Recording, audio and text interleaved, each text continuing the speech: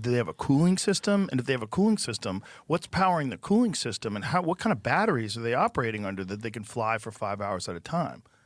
So Ryan Graves, the fighter pilot who was on the podcast, talked about a couple of things that were theoretical that people were openly working on in the 1960s and then kind of disappeared.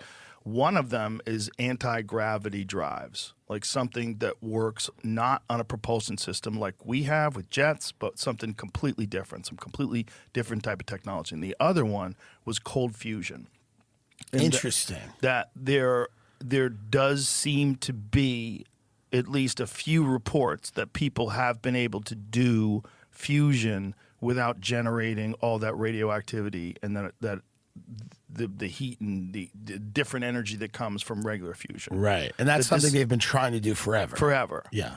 It seems like, what's the latest on cold fusion, Jamie? It's one of those things where I think by the time it gets to a moron like me, like how many people know it exists? How many people suppress that it exists? How often does, if it's that seems to me to be an issue of national intelligence, right? Like national security. If well, you had Annie Jacobson on, and she wrote that book about DARPA. Ooh.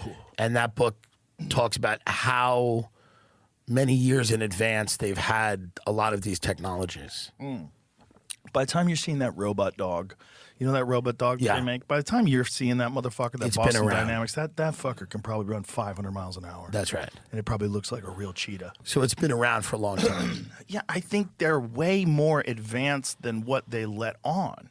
You know, especially when you're dealing with the government, right? If you're dealing with like some black ops, skunk work stuff that they're doing at Area 51, right? How do we know about any of that?